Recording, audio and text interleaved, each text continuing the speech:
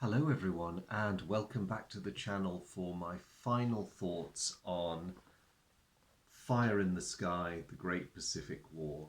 I'm going to come straight out, as I often do, and say that I really like this game. Now, I of course, as you know, have the Multiman Publishing Edition, which was the first English language version of this game, which was brought out in the early 2000s, about 2004, 2005.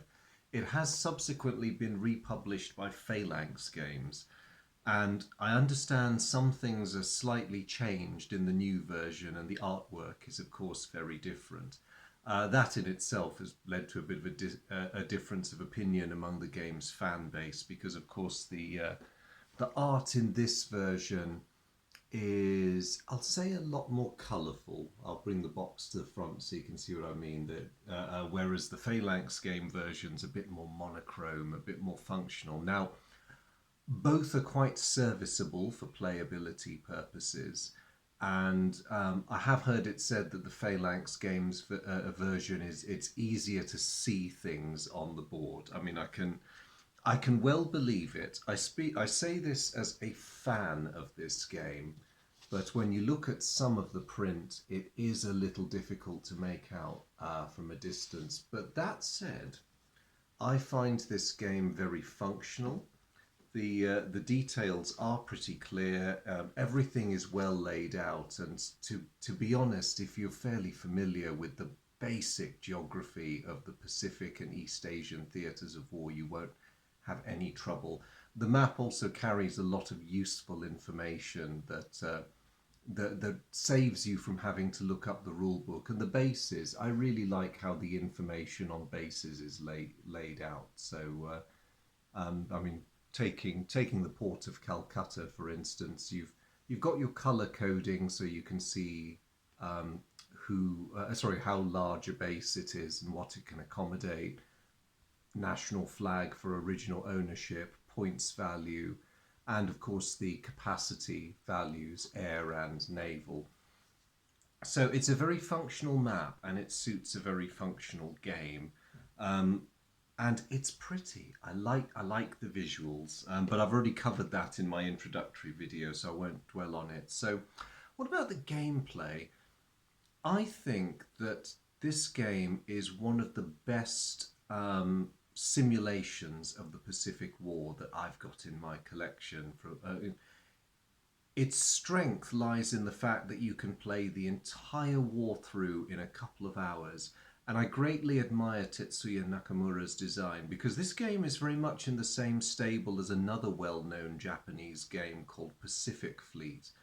And their intention and their focus was very much to make not just Japanese players, but any players understand the economic and material disparity that faced the Japanese High Command when they broadened their war in China to include the rest of the Pacific and added to their list of enemies Great Britain, the United States, the Dutch, and ultimately the Soviet Union as well, even though the Soviet and Chinese aspects of the war are not covered in this particular game, Fire in the Sky. So that is partly why the experience of the Allied and Japanese players in the game are so different, because the Japanese, by nature of the limited economic resources they have to struggle in this game, and they also have to mentally juggle a lot more aspects. The Allies, if you've seen from the playthrough, know that as long as they remain in supply, they can trace a communication line back to their home territories. They will always have oil, for instance. Their naval units can sortie during the operational phases and they don't have to worry. The Japanese have to count, not down to the barrel, but almost to that level of national planning where you think, okay, my oil level is this, got to plan for operations this turn, got to plan for reactions next turn, because there'd be nothing worse than having an incredibly successful turn as the Japanese player and then realize, because you've starved your fleet of oil and have not given them the ability to replenish, that you can't react to allied moves the next turn. Of course, the allied player will be rubbing their hands, thinking, "Oh, this is great! Time for a bit of payback." And of course, the strength of the allies increases exponentially over time. In fact, in his designer's notes, Nakamura says turn one of the game is the only turn in which the Japanese player truly has any control over their destiny. And that's when they're busy taking ill prepared and scattered Allied forces by surprise and hitting them hard when they don't have that much ability to hit back. Now, saying this, I realise there's a danger I might give the impression that this game is overly scripted. It's not. There's no reason why you're locked into the historical narrative of events. But what it does model very well is the strategic avenues of advance and retreat across the Pacific and Asia too, which can either give victory to a sensible Japanese player or allow the Allies to pile on the pressure and crack their defences open in one, perhaps even two separate fronts. And so the same places become important. The Burma front, the big question is what both sides choose to do with it. The East Indies, of course, are absolutely vital for the Japanese because they need the oil, and for the Allies, they want to choke off that point of supply as soon as they can.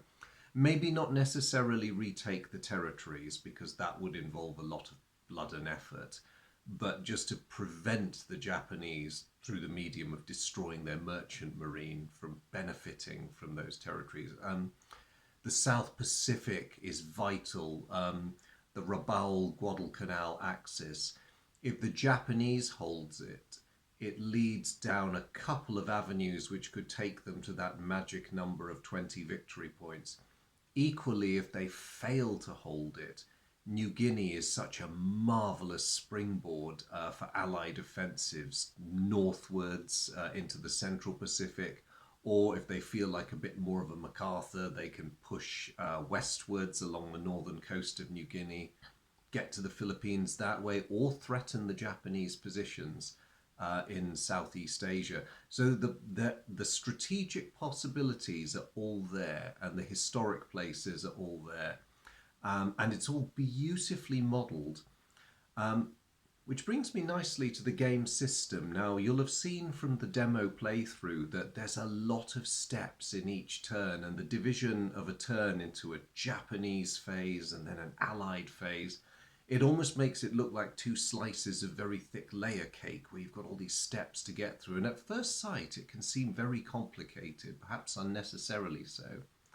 But once you start playing, you begin to realise that actually there's an awful lot going on here that is very well thought out and very well crafted. And I, for one, really love the way that these different elements blend into one another so nicely. So you're constantly having to think about, your deployment phases, what you're going to do in the operational phase. You're going to have to keep an eye on both your present and your future logistics. It all works very well once the design clicks. And what I particularly admire, opinion is of course divided on the artistic execution of this, but I admire how the game has three different combat systems in essence for land, sea and air combat, and yet it brings them together so beautifully. Takes a bit of getting used to when you're learning the game, but it's marvellous. And to help you along, you have these very well laid out player aids which give you a lot of detail on the different kinds of combat. And the other tricky thing, of course, is the different kinds of movement. The only thing I would say that's lacking a bit is a detailed sequence of play. That's a bit unfortunate. Now, I don't know whether that was a production decision, and I'm not sure whether this is rectified in the Phalanx games version. But the game does shine, this one really shines in the execution of the components that you do have. I've already touched briefly on the artwork and the simplicity, the glorious, glorious simplicity of the unit counters. The ships are about as complicated as it gets. And even then, the counters are not crowded. And once you know what everything is, it's very easy. After a few plays, you will get this game at a glance. And good though the basic game is, there are so many optional rules, including hidden movement counters to represent the Allied intelligence advantage. There is an awful lot there. My only minor complaint on the component front is that you are lacking some useful things like area control markers. So in the game, it's possible to move on from a base that you've recently conquered, but there's no way of, other than maybe writing it down or something, of reminding yourself of what you've taken. So I've actually downloaded these from Board Game Geek and clipped them out, and it's a shame I had to do that because it's a rather important thing to have in a game like this, and it's a shame that they couldn't include it, especially when you consider that they included such wonderfully frivolous touches. And don't get me wrong, I love this. Loser tokens that you can hand to your opponent at the end of the game. Now, of course, keep things fair, there's Yamamoto doing much the same thing. So I like it. It's a bit frivolous for a game that deals with one of the more horrific sides to what was a very horrific conflict. But you do need a little bit of that levity in competitive games like this. So in the final analysis, I think the Pacific conflict is very well modelled in this. Both sides have their economic worries that they have to pay attention to. The Japanese fight an increasingly desperate war as time goes on, and they have the choice of either going for broke in the early war period and just smashing the Allies, getting those 20 victory points. I would like to make clear, Tetsuya Nakamura was very keen to educate young Japanese who might have had mistaken notions about their country's chance of actually winning the Pacific War. In that rule book, it specifically states that regardless of the outcome, even in the event of a Japanese knockout victory, the important point is that Japan, the nation, will always lose the war. The victory conditions are purely a framework by which a player representing Japan can secure that victory. So you have a very well-balanced game there. I mean, alternatively, if the Japanese don't want to do that, they can, through careful planning, dig their heels in and do their best to keep their allies at arm's length as long as they can. That too is a viable tactic, but you do have to be careful with it, because if you make a mistake with that strategy, the United States in particular will roll all over you. And you must always watch the British front, because it won't take much for them to start getting back bits of their lost empire if you let them do it. Conversely, the Allies, the first 2 turns, if you play the full campaign game, are painful. You get the sense of just being thrashed everywhere and being pushed back everywhere. But the important thing to remember is your losses are easily replaced. In the case of the United States, almost breathtakingly easily, but you need to be patient. For the British, you receive a steady trickle of reinforcements, just enough to keep you in theatre if you play well, and you have to wait for your moment to go on the counter-offensive.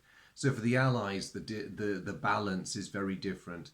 It's knowing when to keep fighting the Japanese to make them work for it in the early war period, when you're not going to do very well, but you can damage them if you play well. And then finding that moment where it's time to draw the line in the sand and go, no, we're going to fight for this spot and we're going to make you bleed for it. Now, historically, that was Guadalcanal and the Solomons, but it could be another strategic point on the map depending on where the Japanese player decides to go. If they're not careful to conceal their intentions, a Japanese player can inadvertently telegraph their intentions to the Allied player, which makes their job of digging their heels in even easier. And then finally, of course, when you have that build-up of strength towards the end of 1943, and if you've done well in the earlier period, then it's a matter of just focusing your attack and carving your way through the Japanese defenses to roll them back. I've played this game quite a lot on and off over the years. I will never let it go. And I would say it is really, really good as a high-level simulation of this conflict. And if you can get your hands on a copy, either the multi-man original or the Phalanx Games version, do give it a try, because I think you will find the design approach very interesting. It will reward the effort of getting to know it.